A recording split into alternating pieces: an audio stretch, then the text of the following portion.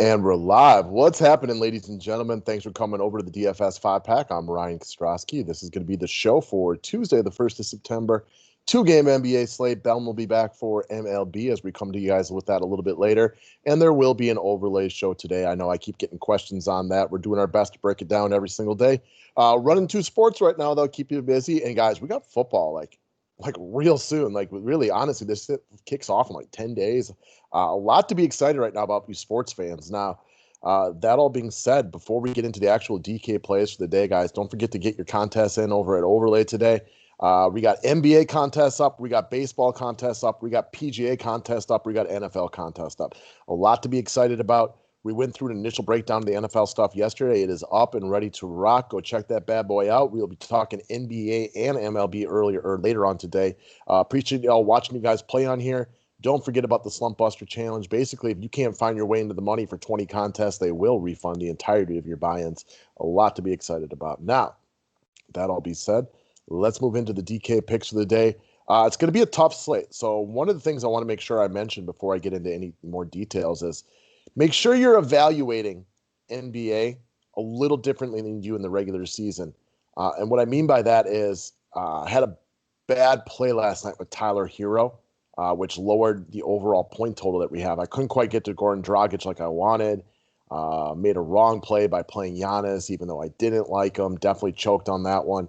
But still snuck into the money in cash games with a 242, which isn't a great score. It's not a great score to say the least, but it snuck into the money last night because NBA playoffs and regular season DFS are just different. So when you're evaluating your guys you want to play today, just kind of take that into the back of your mind. I fully expect, I think 270 tonight does damage by my expectations. That's the way I look at it. So just kind of consider that when you're making your lineups today. Just a two-gamer. Big ups to CP3 and Jimmy Butler buckets last night for putting up big games. Gut check time for my Bucks and the Houston Rockets, who are now tied 3-3. Bucks can't go down 2-0. You won't win this series against a tough team like Miami. That'll be an embarrassing loss for you, and there's a lot riding on it as well, guys. The NFL package is still up for sale on the website. I'll be changing that by the end of the week, and we'll be going full price. That covers the full NFL season. Day passes are up. Subscribe to the station. Click the bell for notification. Thumbs up is always appreciated. Now, brought him up last time. He was a big help to winning last time out. I'm going to go right back there again today. There's a couple of point guards I think are in play today. But the guy that I honestly feel safest about as far as return on points per dollar is going to be Mike Conley of the Utah Jazz. Now, do I expect Murray and Mitchell, potentially Van Vliet, Lowry, Walker, and these guys to maybe outscore him? Possibly. But he's less expensive than all those guys by about $1,000, if not $2,000, depending on who you're looking at. Again, I want to reiterate, snuck into the money last night with 242. I think that's very plausible today. So what you need out of a return on a guy like Conley, knowing that's like about 30-ish points, a little bit more would be bonus. He's done that in every game of the playoffs so far. Ever since getting back to the bubble, he's been shooting the ball very well, which had been his struggle early in the season with his new team. The shot looks pure right now, with a lot of the defensive attention going to Donovan Mitchell, who has been fantastic. So you can understand why a lot of the defensive attention goes to Donovan Mitchell. Conley, not saying that they don't look at him, but he's getting some open three-pointers because Donovan Mitchell has been nothing short of amazing, making life on Mike Conley a little bit easier. I think he's very affordable for what he offers. If I had to bet on one guy on the slate to return appropriate value, this would probably be it. So I say Mike Conley with a good amount of confidence today. I will definitely be playing him in the majority, if not all, of my lineups today. All right, next up, let's take a look at the Raptors-Boston game. One guy that I am definitely circling to get into my lineups today is going to be OJ Anunoby of the Toronto Raptors. Sub 5K, only 4,800. That's actually a positive influx to your salary cap. Not a lot, but it is a positive influx. He's got 20 plus DK points in every game in the playoffs that he has played in. It's kind of a boring pick, guys. Is Anunoby one of those guys who's going to go out and get you 40 tonight? It's not likely. In fact, I'd bet really, really good money against it. But there are not a lot of great options to pay down to on the slate. We got some riskier guys. I'm going to bring up one of them next. But as far as guys that you can help build your lineups that can give you money for better players, look at Anunoby in that filler role. Guy is not great at anything, but he's good at a lot of different things. He's definitely going to be one of my forwards tonight because he really helps with your lineup construction more than anything. What do I expect out of him tonight? I expect him to do literally what he does every single game, which is go out, participate in a few different categories, give you 18 to 28 DK points, neither win you money nor destroy your lineup, but help you complete a lineup with whatever it is you decide to do with the rest of your positions out there, which there's a variety of theories you can roll with today. All right, next up, Boston Celtics center Robert Williams. I want to be very, very clear on this one. Kind of like we talked about with Olynyk yesterday. This is far from a ringing endorsement. Do not confuse this with me telling you guys you have to go out there and play him tonight. I don't believe that in the slightest. I think you need to work with theories, though, about where things might go. Olynyk was not good overall last night, but he did put up good points in the small number that he played. It was a guess. It was a guess that didn't work. I told you I wouldn't play him in my main lineup. I certainly didn't. And the same thing goes for Robert Williams today. I struggle mightily to play him into like what I would call my main lineup. And what I mean by that is like last night, approximately, 70% of my money goes into my main lineup in NBA. I wouldn't play Robert Williams right there. He played game one in this series, 19 minutes, and scored 24.75 DK points. If I thought that was a lock to continue, it would be the easiest roster of the night because it would really help build lineups. I don't think that's a lock. Now, maybe there's some Boston Celtics fans out here that know this team a little bit better than me. They're going to disagree with me. I would love to get your opinion on that one. I just don't personally think this is a lock to continue. So they do need size in this spot because the Boston Celtics are a little undersized, and the Toronto Raptors have Marc Gasol, Pascal Siakam, and Serge Ibaka. The size of Robert Williams is a really nice thing to have at your disposal. But what happened last game is the Celtics got up big early and never really looked back from that, meaning that they could focus more on matching up and a lack of offense. What happens today if the Raptors come out, play their best game, and all of a sudden Williams just isn't part of the rotation? What if they need offense and they decide to give Enes Kanter some minutes today, who played 0 minutes in game one? I do not think Robert Williams is a guaranteed lock to play 19 minutes. I don't even think it's impossible that he is a DNP today. If forced to guess, I would guess he plays.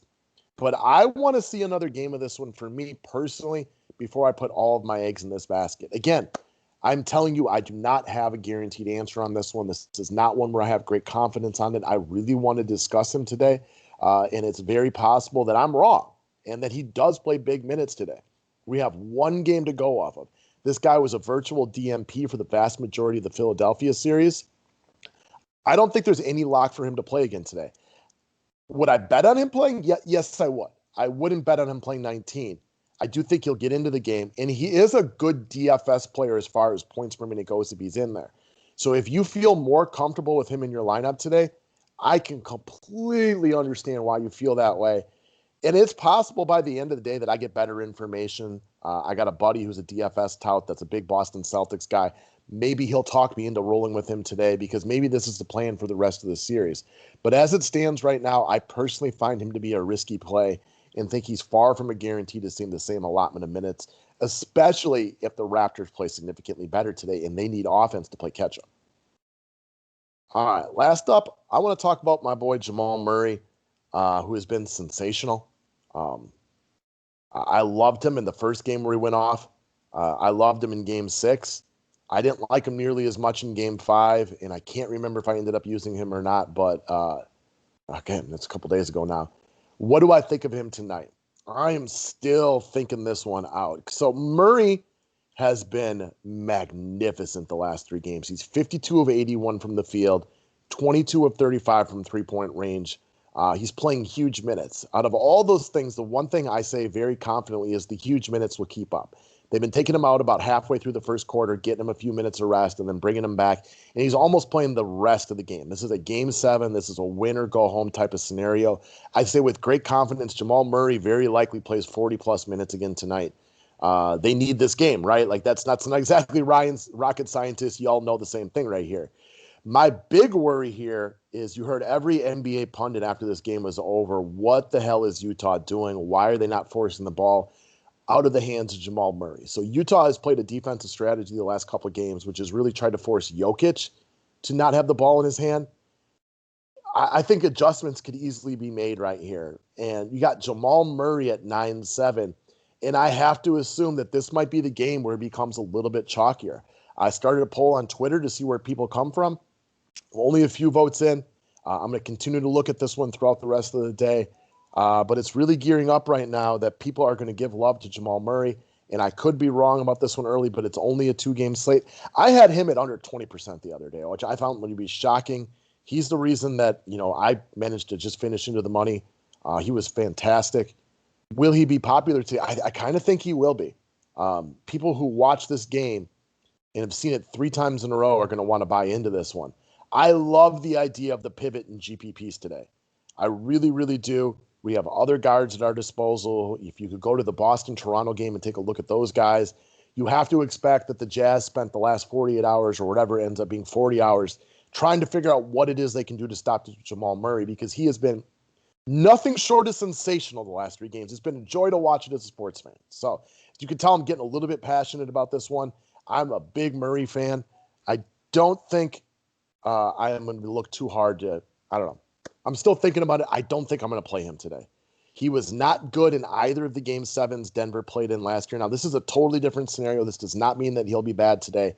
I just struggle to spend $9,700 on a guy today who I believe strongly, and this is just a gut feeling, I could easily be wrong here, that the Jazz will change what they're doing against him defensively, because he has been so amazing that he'll get his. But I view this more like the Giannis play from last night. Yeah, he'll end up with some points because he's going to have the ball a lot. But I don't think he's going to be a great return on value today, and I love the idea of pivoting off of him, and specifically within the GPP format. All right, guys. Good luck tonight. It's going to be an ugly one. Don't forget, 260 should do damage tonight, so evaluate, kind of knowing that. Best of luck this evening. Let's watch these fun basketball games, and I will talk to y'all soon.